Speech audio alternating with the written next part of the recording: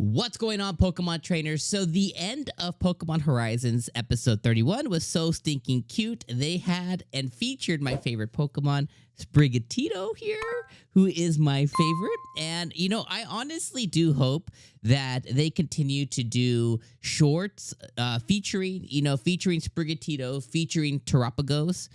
At the end of the episodes, like, it was so stinking cute. And although I do find some enjoyment at times in Freed's lessons after, with him and Captain Pikachu kind of giving us the professor lesson at the end of the episode, I can't lie and say that my preference 100% does lie in what we got this episode. And I was so glad to see it. Like Terapagos' different adventures. Now, of course, I'm biased because this one features my favorite Pokemon of this generation, 𝐒𝐮𝐸𝐵. But, that being said, I would like to see more of Terapagos' adventures as he goes, and bothers Fuecoco as he goes, and bothers people on the, different people on the ship as he goes, and bothers other the Pokemon or different little adventures that he might go on. I think that is just like, that is the cutest thing, and you love to see it, you know what I mean? So overall, I really love the end of episode 31. So, this episode, was a transitional episode to get us kind of into the next thing that's going to come. So the things that occurred this episode was we discovered Lapras, and we discovered kind of like their place of origin, or kind of where they're at. And this episode was featuring Diana kind of going in and really narrowing it down with the help of Dot, kind of like, here's where Lapras appearances have occurred, because the next thing to meet is Lucius's Lapras Pokemon.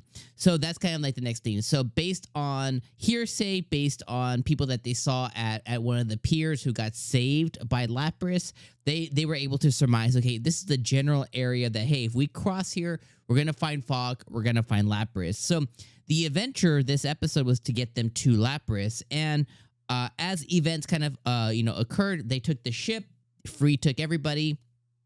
And yeah, lo and behold, they got within the general area. They took to the sea, and sure enough, Fog came up, Lapras appeared, guided them out of water.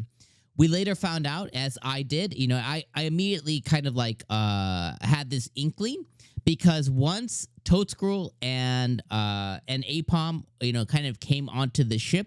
Also, I love 𝐜𝐴𝐚𝐧𝐽𝐠. He's so tiny and small. One of my favorite new Paldean Pokemon, 𝐜𝐴𝐚𝐧𝐽𝐠. I'm a huge. I don't know if you guys, actually, I don't even know where it's at exactly. You can't see it because it's behind the Rowlet, but down there I have a Tentacruel, like two Tentacruel plushies, because I'm a huge Tentacruel fan. I have been since I was a kid, always been on my team. But anyways, I digress. The new version of Tentacruel and Tentascruel has been a really, really cool thing. The Pokemon kind of sucks, and it's not really that useful, especially in battle or raid battles, or even online battling, but it's still a really cool Pokemon. But regardless, we saw 𝐜𝐴𝐚𝐧𝐽𝐠 and 𝐴𝐴𝐴𝐵 come onto the shore, 𝐴mBipom come onto the ship and kind of like try and steal Pokemon food. And Freed immediately put two and two together that, hey, something's not right here, something's going on. We found out later on in the episode that, hey, yeah, Lapras here was the one leading the charge. Lapras is actually leading these Pokemon to come and steal Pokemon food so that they can take it back to this specific island or wherever they live on, so that they can continue to survive and stuff. So Freed immediately kind of put this two together, that Lapras is the mastermind behind the Pokemon here. A couple of interesting things, before I talk about it a little bit more, is first and foremost is I know, throughout the last 15 or so episodes, one of the things that really caught me off guard this season was just how long Pokemon live.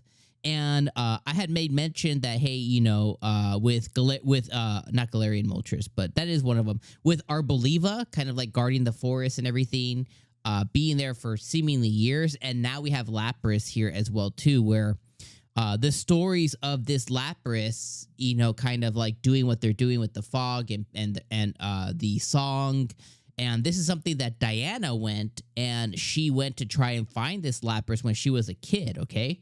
So I want to put that timeline. She has to easily be in her 60s right now. So when she was Liko's age, talking nearly 50 years ago, this Lapras was already out. And a lot of you guys have said like, oh, well, Lucius's Pokemon weren't awakened until Terapagos was awakened. And that kind of like put out a signal, or not Terapagos, sorry. Lucius's Pokemon weren't awakened until Rayquaza came out and kind of awoke all of them. And I was kind of leaning towards that being the thing. But considering now that we learned this, I kind of call BS on that fact and go back to like, hey, how long do Pokemon really live? We know that Pokemon death is a thing, right? There's a cemetery, there's a tower. We know Pokemon 100% do die, or they go into the sky, or they, they're like a Cleffa and they go become a star. We know Pokemon die.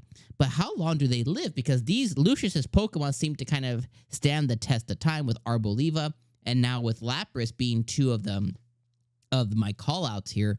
Galarian Moltres did seemingly seem to appear out of nowhere, so that one I do kind of give credit to the Rayquaza stuff. But these two have been around for a long, long time. So another just food for thought there of how long these Pokemon, do or will or could live. Other thing, I think we saw Paradox Lapras, y'all. Yo, did you guys see the Lapras here? So I wanna call this out, and let me see if I can bring up a photo of said Lapras here. But yo, this Lapras looks redonkulous. So I'm gonna take us over here on a little journey.